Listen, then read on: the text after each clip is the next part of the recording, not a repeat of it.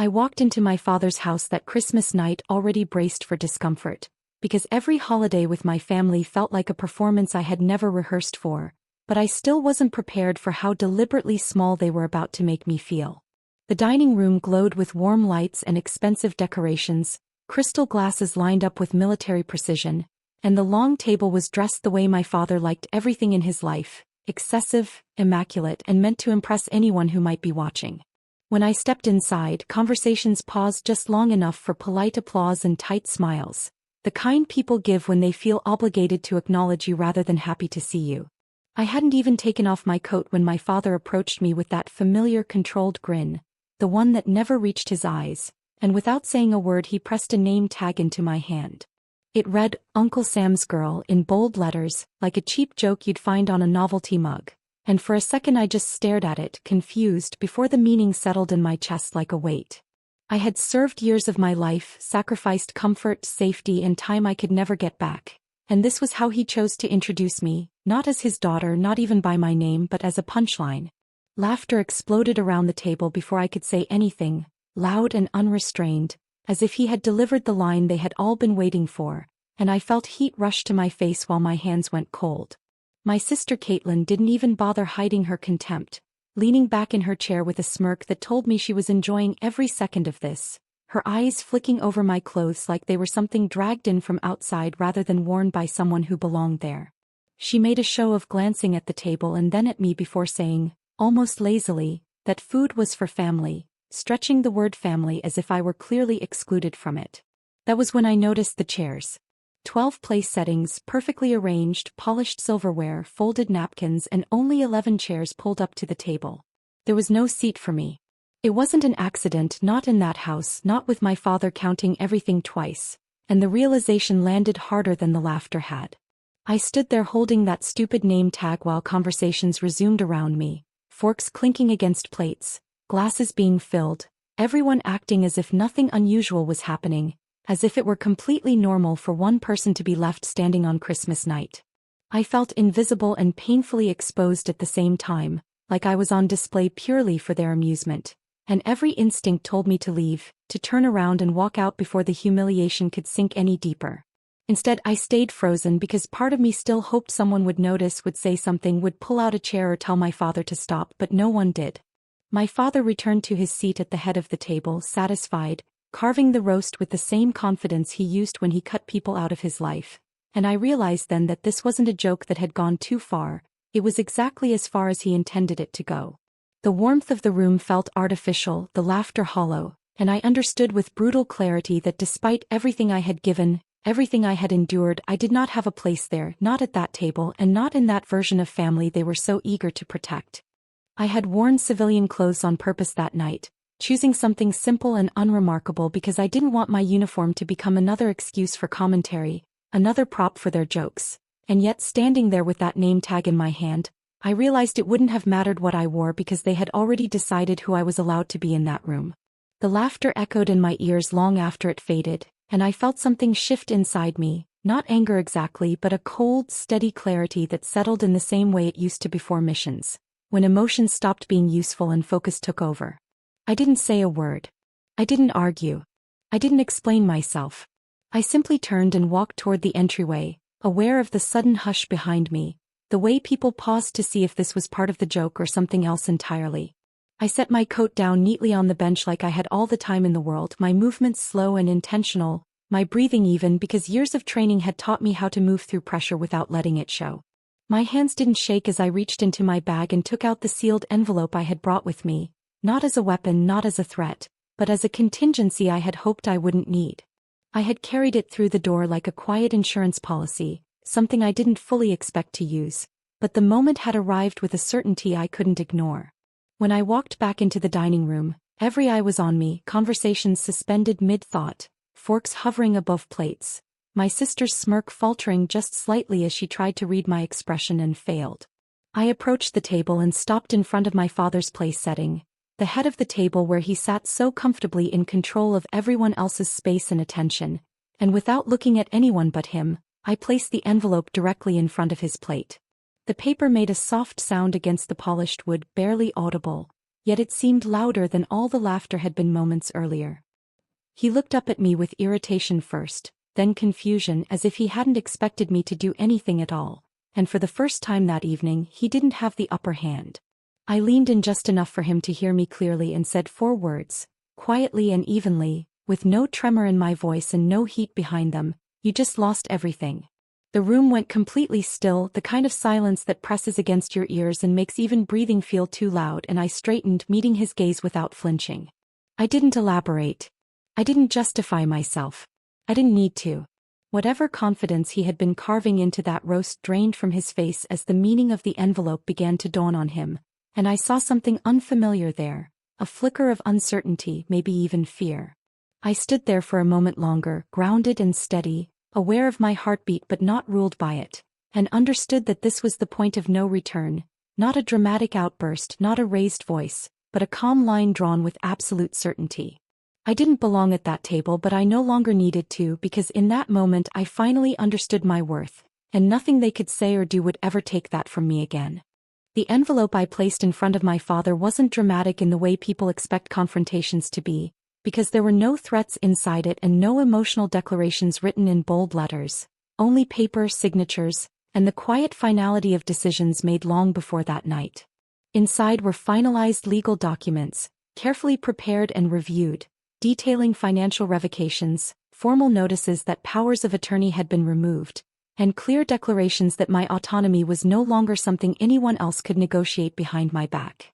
Every page represented months of silent work, of meetings held in small offices with a lawyer who spoke plainly and listened carefully as I explained why I needed everything locked down, documented, and beyond challenge.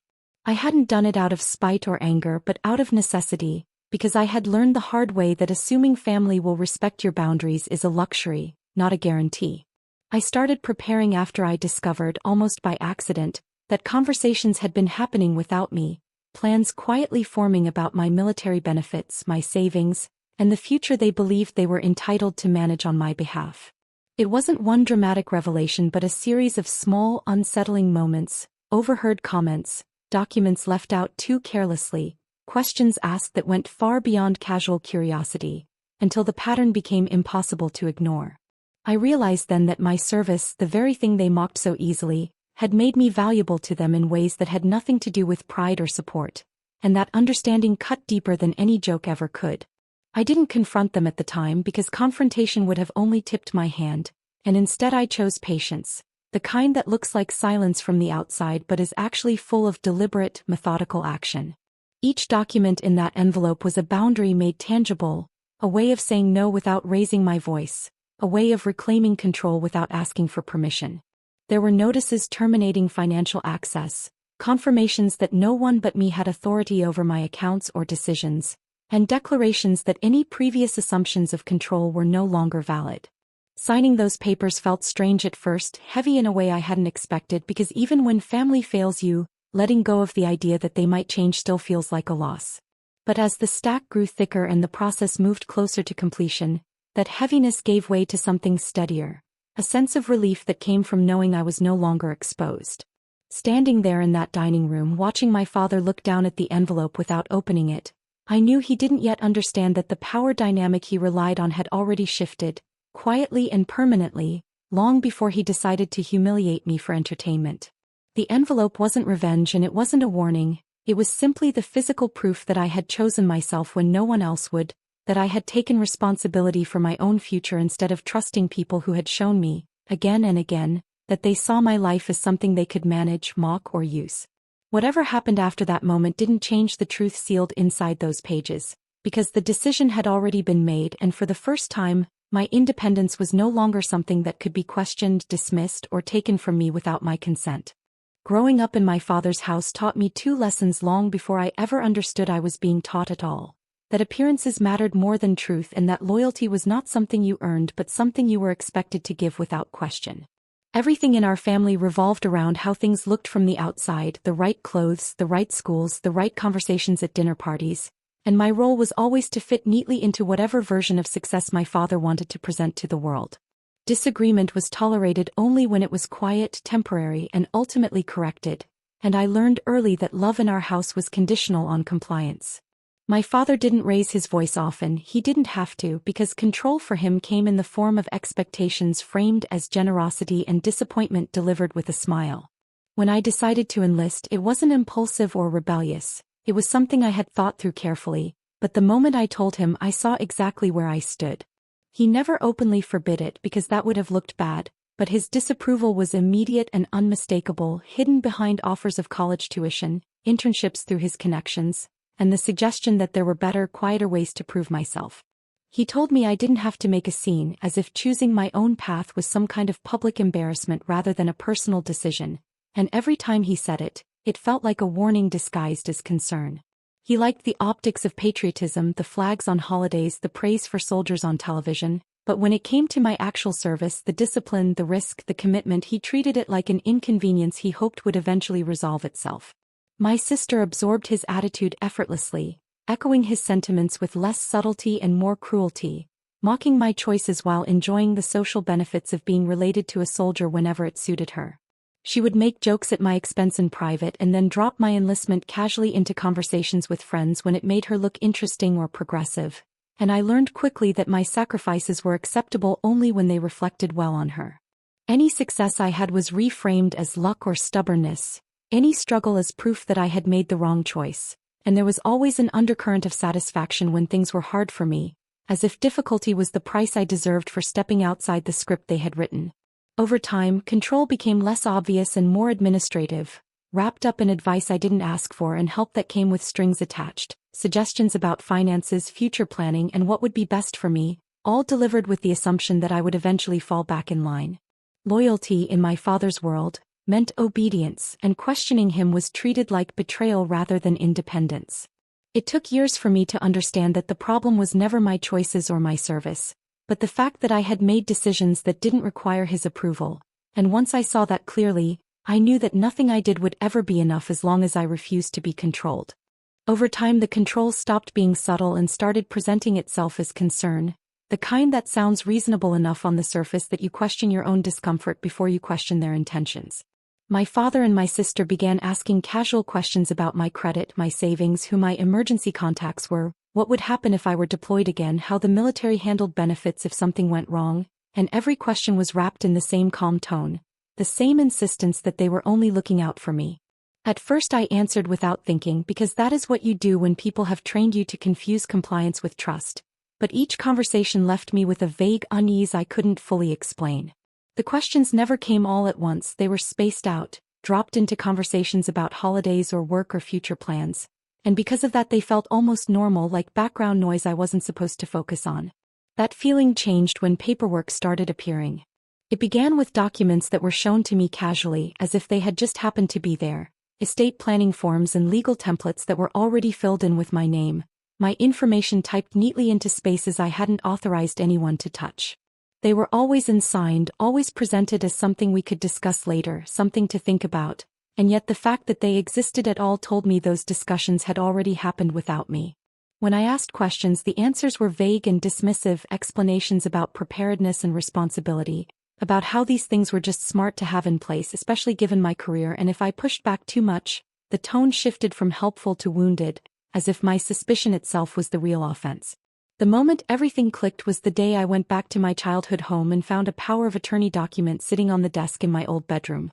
It was unsigned, unexplained, and placed there with an almost casual confidence, as if it were only a matter of time before I would sign it, as if my consent was a formality rather than a requirement. Seeing my name printed at the top of that page in a space I hadn't agreed to occupy made my stomach drop, because there was no innocent explanation for it being there, no version of concern that justified someone preparing to take legal control over my life without even telling me. I stood there for a long time staring at it, realizing that this wasn't about helping me if something happened, it was about positioning themselves in advance, about access and authority they felt entitled to claim. I didn't confront them then because by that point I understood that confrontation would only lead to denial and emotional pressure, and instead I chose to observe, to document, and to protect myself quietly. That power of attorney was the final straw, not because it was the most dramatic act, but because it confirmed what I had been slowly accepting, that their interest in my life had crossed from concern into control, and that if I didn't draw a line myself, they would continue moving it until there was nothing left that truly belonged to me. I wasn't trying to listen that day, which is what made the words hit as hard as they did, because they weren't filtered or softened for my benefit. They were spoken casually, confidently, as if my compliance were already a settled fact. I had paused in the hallway when I heard my name, the low murmur of voices drifting from the kitchen, and before I could step away, Caitlin laughed and said that I was trained to follow orders and that I wouldn't say no, the sentence delivered with the same certainty she used when talking about things she believed she owned. My father answered without hesitation, his tone light and amused, saying that I would sign and that I was still his kid, and the ease with which he dismissed my autonomy in that moment told me more than any document ever could. They weren't speculating or hoping, they were planning, and in their minds my consent was just another box waiting to be checked. I stood there long enough for the meaning to settle, long enough to feel that familiar mix of anger and disbelief drain away and leave behind something colder and far more useful. There was no misunderstanding to clear up and no explanation that would change their thinking, because they didn't see me as an adult with agency, they saw me as a resource shaped by discipline and obligation, someone whose training they believed they could exploit. Hearing it out loud stripped away the last bit of doubt I had been holding on to, the small hope that I was overreacting or misreading their intentions, and replaced it with certainty. In that moment, the emotional part of me went quiet, and what remained was the part that knew exactly how to plan under pressure. That night, after I left their house, I didn't cry and I didn't confront anyone, because drama would have only served them and left me exposed. Instead, I made a call and retained an attorney, choosing someone recommended by a colleague who understood both military life and the specific vulnerabilities that came with it. We spoke calmly and thoroughly, going over every detail of my financial and legal life, identifying where access could be assumed or taken, and deciding how to close those gaps completely. There were no threats issued and no ultimatums delivered, only careful preparation and documentation, because I knew that the strongest response wasn't emotional resistance but structural independence. Over the weeks that followed, I locked everything down piece by piece, accounts secured, permissions revoked, documents updated and finalized with clarity that left no room for interpretation. Each step felt like reclaiming a part of myself I hadn't realized was still exposed, and with every signature I added, the weight I had been carrying for years grew lighter. I didn't announce what I was doing and I didn't seek validation for it because this wasn't about punishing them, it was about protecting myself. By the time that Christmas dinner arrived, the work was already done, the decisions already made, and I walked into that house knowing that whatever they thought they still had over me existed only in their imagination. Christmas was never just Christmas in my family, it was a stage, a scoreboard, and a ritual of proving you still belonged, and this time I treated it like a test I needed to take for myself.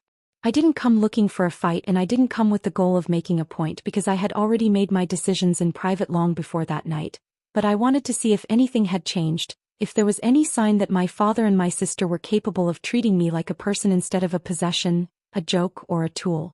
I told myself I would walk in, sit down, get through dinner, and leave with a clear answer, and I remember sitting in my car for a moment before going inside, hands on the steering wheel, reminding myself that I was there to observe, not to beg for acceptance and not to perform. The moment I stepped into the house, the atmosphere told me everything, the polite applause that sounded rehearsed, the stiff smiles that didn't carry warmth, the way people looked at me like they were taking inventory instead of welcoming me in. I tried to keep my face neutral, to move through the entryway like I belonged there, because I refused to shrink before they even tried. Then my father handed me that name tag, Uncle Sam's girl, and it felt like being branded in front of an audience that had been waiting for permission to laugh. I watched the reaction ripple through the room, the immediate burst of amusement, the way my sister's eyes lit up with satisfaction, and I felt a familiar ache in my chest that came from realizing I had walked into a situation that had been arranged for my discomfort.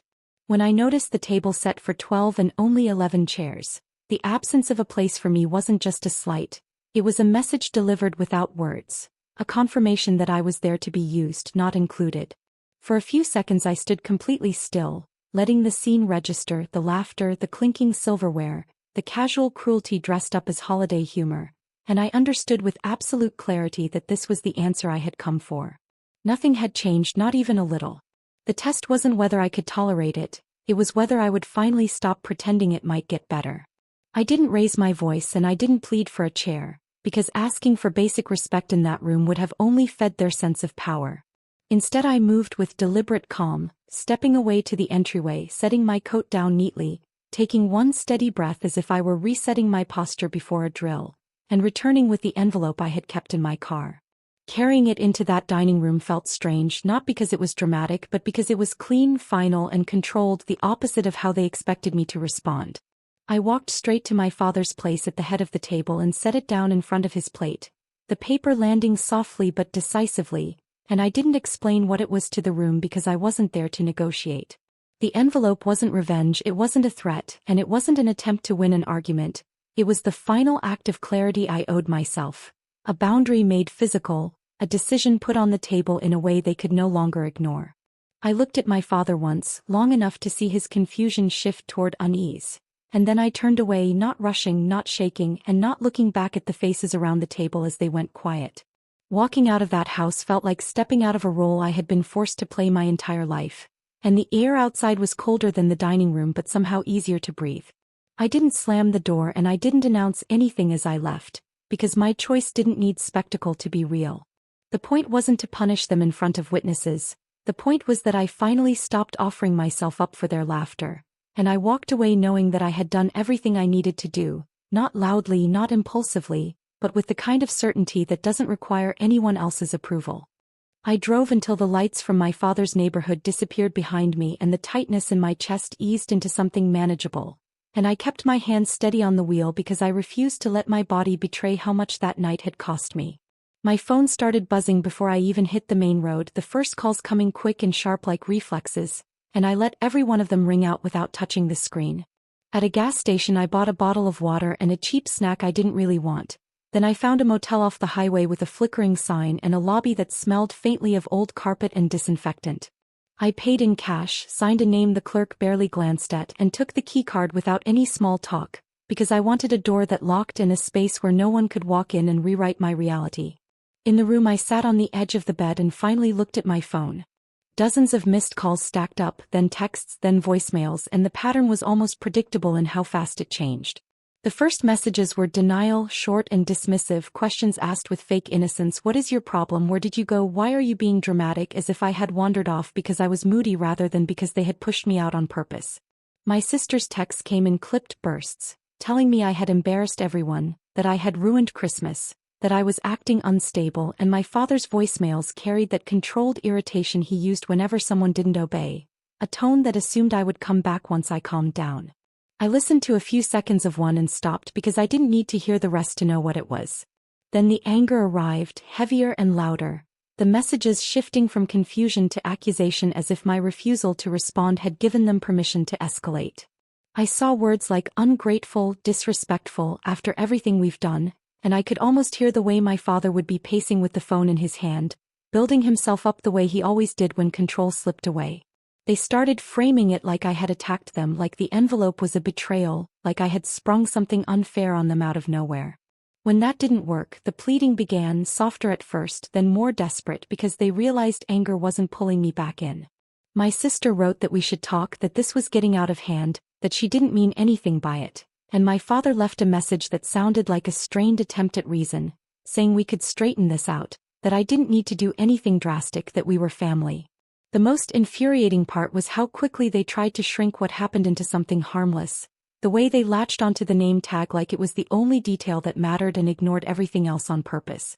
They kept repeating the same line in different forms, that it was just a joke, that I was overreacting, that I was punishing them over something silly, and I could feel the gaslighting in every sentence, the attempt to make me doubt my own experience, to make me question whether the missing chair was real, whether the laughter was real, whether the months of paperwork and whispered planning had ever happened at all. They wanted me to explain because explanation was the doorway back into their control, because if I started defending myself, they could interrupt, twist, minimize, and exhaust me until I gave in just to end the conversation. I didn't explain. I didn't correct their version of events. I didn't send a single message that could be picked apart or turned into proof that I was emotional, irrational, or guilty. I put my phone on silent and set it face down on the nightstand like it was an object I no longer answered to. For the first time in my life, I let my silence be deliberate instead of fearful, and it felt strange and powerful in a way I wasn't used to. I wasn't ignoring them to punish them, I was refusing to participate in the cycle that always ended with me apologizing for being hurt. In that motel room with the cheap curtains and the hum of the heater, I realized that silence was the only language they couldn't manipulate, and for once, it belonged entirely to me. A few days after Christmas, the noise finally turned into something physical, because it wasn't enough for them to flood my phone. They needed to stand in front of me and force the conversation back onto their terms. I had been keeping my routine small and controlled, leaving the motel only when I had to, buying food at odd hours, parking where I could see my car from the window, and reminding myself that distance was a boundary, not a retreat. That afternoon I was sitting at the small table by the window, half reading and half listening to the steady hum of traffic outside, when I heard voices in the walkway, sharp and familiar, and then the knock came, hard enough to rattle the thin door in its frame. I didn't move right away. I looked through the peephole first, because old habits and training don't disappear just because the threat is wearing a family face. And there they were, my father and my sister, standing too close to the door like they owned the space in front of it. My father's jaw was set the way it always was when he believed he was about to win, and Caitlin stood slightly behind him, arms crossed, expression tight with impatience, like she was already rehearsing the version of events she planned to tell later. My stomach turned, not from fear, but from the sheer audacity of them tracking me down, showing up uninvited, assuming I would have no choice but to open the door and let them back into my head. I slid the chain into place and opened the door only a crack, just enough for my voice to carry and for them to see my face without having access to the rest of me. Cold air rushed in, carrying the smell of exhaust and damp concrete, and my father immediately leaned forward as if he could push the door wider with the force of his presence. I didn't let him. I kept my hand steady on the edge of the door and said clearly and evenly that they needed to leave. The words came out calm, almost flat, and I saw surprise flicker across my sister's face because she was used to me explaining, negotiating, softening the edges so they would feel comfortable. My father started talking over me the moment I finished, his voice rising into that familiar bark, listing everything he claimed they had done for me: the roof over my head when I was younger, the money spent on school supplies, the rides, the holidays, the sacrifices he insisted made him entitled to my obedience. He talked like he was building a case, like he could stack favors high enough to bury what he and Caitlin had tried to do, and I watched his mouth move while my mind stayed quiet, because I wasn't there to debate my own worth. Caitlin chimed in with sharp little comments about how I was acting crazy, how I was making a big deal out of nothing, how people made jokes, and she rolled her eyes like the missing chair and the name tag were the entire story, like the paperwork, the questions, the planning, and the kitchen conversation had never existed. I waited until my father paused just long enough to inhale, and then I said the only sentence that mattered, that this was not about what they had done for me, it was about what they had tried to take. My voice was colder than I expected, not because I was trying to be cruel, but because I had finally stopped trying to be understood by people who benefited from misunderstanding me. The words landed like a stone. My father's expression shifted, confusion breaking through his anger, because he wanted this to be about feelings and respect and tradition, something he could dominate with volume and guilt. He didn't want it to be about access, control, and entitlement, because those were things he couldn't justify without revealing himself. For a moment none of them spoke, and in the silence I could hear the faint buzz of the motel sign outside and a car door slamming somewhere down the lot. Caitlin's eyes darted between me and my father, searching for the next angle, the next lever, and when she didn't find one, her face hardened into resentment. My father tried once more, softer this time, saying we could talk like adults, that we could fix it, that I was being extreme, and I repeated just as calmly that they needed to leave. I didn't threaten to call anyone. I didn't explain the documents or outline what had been revoked. I didn't have to. The chain on the door and the steadiness in my voice said everything. They left the way people leave when they're used to power and suddenly realize it isn't working, backing away with anger that had nowhere to land and confusion they didn't know how to process. My father muttered something under his breath as he turned, and Caitlin shot me one last look, a mix of disbelief and fury, like she couldn't comprehend a world where I didn't fold. I closed the door, slid the lock into place, and leaned my forehead against the cool wood for a second, not because I was shaken, but because I felt the weight of the moment settle, the quiet confirmation that what they had relied on for years was gone. For the first time, they had shown up expecting control and left with none, and in that narrow crack of a doorway, I understood what powerlessness looked like on their faces. After that confrontation I focused on logistics, because rebuilding autonomy isn't dramatic, it's administrative, and I found a strange comfort in the quiet order of it. I transferred my finances out of accounts that had any historical ties to my family, opened new ones with clean lines of access, and double-checked every permission until I knew exactly who could see what and who couldn't see anything at all. I moved out of the motel and into a small lakeside rental that felt deliberately modest, a place with creaky floors, plain furniture, and a view of the water that reminded me each morning that stillness could exist without anyone else's approval. I continued meeting with my lawyer regularly, not because something new kept going wrong, but because consistency mattered, and each meeting reinforced that the boundaries I had put in place were solid, enforceable, and mine. The backlash didn't stop just because I stopped responding, it simply changed shape, spreading outward like ripples, and suddenly people who hadn't spoken to me in years felt entitled to weigh in. Cousins sent long messages about family unity and forgiveness. Old neighbors reached out to tell me how devastated my father was. Distant relatives I barely remembered lectured me about respect and obligation, and every message followed the same pattern, heavy with guilt and light on facts. They spoke as if I had lashed out impulsively, as if I were punishing my family over a misunderstanding, and none of them asked what had actually happened, because the version they were being fed didn't require curiosity. Reading those messages felt like watching a script being passed around, each person repeating their assigned lines without realizing they were participating in the same pressure campaign. At one point my father hired a lawyer, not to challenge the documents directly, but to suggest mediation, framing it as a reasonable next step, a way to restore communication and resolve conflict. The letter was polite on the surface, carefully worded, full of phrases about mutual understanding and family harmony, and it almost impressed me how quickly the strategy shifted from intimidation to reconciliation once control was clearly out of reach. I brought the letter to my attorney and watched her read it without changing expression, then look up and give me the same advice she had given me from the beginning, which was to stay silent. She explained that silence wasn't avoidance, it was protection, that responding would only reopen doors I had worked so hard to close, and that I didn't owe mediation to people who had tried to secure my compliance through entitlement rather than consent. So I stayed silent even when it was uncomfortable, even when the urge to correct the narrative flared up. Even when I imagined conversations playing out in my head where I finally said everything I had been holding back for years. I let messages go unanswered and calls go to voicemail, and over time the frequency slowed, the tone shifted from accusatory to weary and then to nothing at all. Silence became a kind of anchor, something I returned to whenever doubt crept in, a reminder that I didn't need to defend decisions that were made to keep me safe. In that quiet lakeside house with legal files neatly organized and my life no longer subject to someone else's assumptions, I learned that autonomy isn't something you announce or demand, it's something you live, consistently and without apology, until the noise around you finally fades.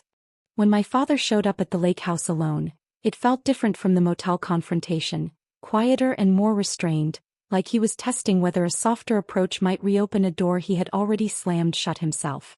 I saw his car pull into the gravel drive and watched from the window for a moment, noting how he sat there longer than necessary before getting out, straightening his jacket like this was a meeting he still believed he could control.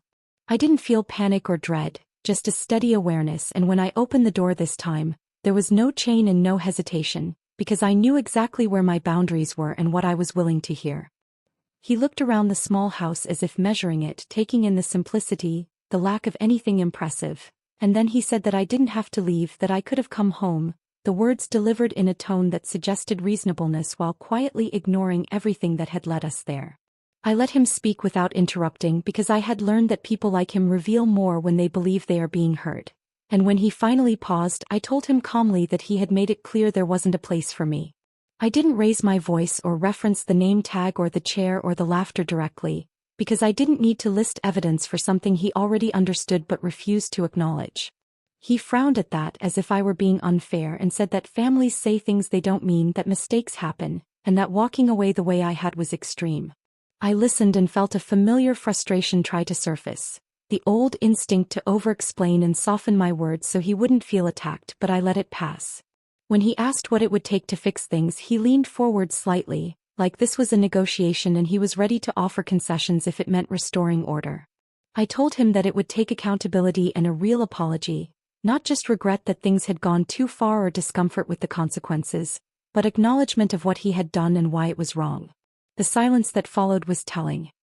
He shifted in his seat, looked out toward the lake, and sighed in a way that suggested inconvenience rather than remorse. And I watched him search for a response that wouldn't require him to admit fault. He said he was sorry that I felt hurt, sorry that I took things the wrong way, sorry that the situation had escalated, and with each carefully phrased sentence, it became clearer that what he wanted was resolution without responsibility. He couldn't say the words I needed to hear because saying them would mean giving up the narrative where he was always justified, always in control, always the one wronged by someone else's sensitivity. I didn't argue with him about it. I didn't point out the difference between apology and deflection, because I could see he wasn't confused, he was unwilling. When he realized I wasn't going to fill the silence for him or accept what he was offering as enough, his expression hardened slightly, and he said that he didn't know what else I expected from him. I told him quietly that I expected honesty, and when that didn't come, I understood that there was nothing left to discuss. He left not in anger this time, but with a kind of resignation, like someone walking away from a door they assumed would eventually open if they waited long enough. After he drove away, I stood on the porch and watched the water ripple under the fading light, feeling a mix of sadness and relief settle into something steady. That conversation confirmed what I had already suspected, that reconciliation without accountability was just another form of control, and that I wasn't wrong for refusing it. I hadn't closed the door out of spite. I had closed it because it was the only way to protect the life I was finally building on my own terms, and no amount of carefully worded regret could replace the apology he still wasn't willing to give. As February settled in and the snow around the lake began to soften and retreat, I noticed the same thing happening inside me, a quiet solidifying that didn't announce itself but changed everything all the same. The constant tension I had lived with for so long faded into the background, replaced by a steadiness that felt earned rather than forced. One afternoon my phone buzzed with a message from Caitlin, sharp and petty in the way only she could manage, a last attempt to provoke a reaction, to remind me that she could still reach me if she wanted to. I read it once, felt nothing more than mild confirmation, and then blocked her without ceremony, without hesitation, and without the surge of guilt that used to follow every boundary I set. The silence afterward wasn't empty, it was clean. In my small kitchen I began setting my own table, not for an occasion and not to prove anything, but because it was mine. I placed a single chair exactly where I wanted it, centered and steady, and laid out a meal that suited me, simple and unremarkable and deeply satisfying. There was no laughter echoing off the walls and no eyes watching for my reaction, and as I sat down and ate alone, I understood that solitude and isolation were not the same thing. This wasn't absence, it was choice. I wasn't missing a seat at someone else's table anymore. I had built one where I belonged, and the difference mattered in ways I hadn't fully grasped before. The memory of that name tag still surfaced from time to time, Uncle Sam's girl, meant to shrink me down to a caricature, meant to invite laughter at my expense and remind me of my place. They had intended it as a dismissal, a way to reduce years of discipline, service, and self-determination into a joke they could control. Instead, it became the moment I stopped offering myself up for interpretation, the line where mockery turned into clarity and clarity turned into action. What they thought would diminish me became the boundary I would never allow anyone to cross again, because it showed me exactly how little respect I could expect from people who only valued me when they could benefit from my compliance. I didn't feel triumphant and I didn't feel bitter, just grounded in a way that no one else could take from me. The power wasn't in cutting them off dramatically or winning an argument they would never admit they lost. It was in the quiet consistency of choosing myself over and over again. As the ice melted along the shoreline and the world slowly shifted towards spring, I realized that I wasn't rebuilding anything I had lost. I was finally standing on something solid I had built myself, and that was enough.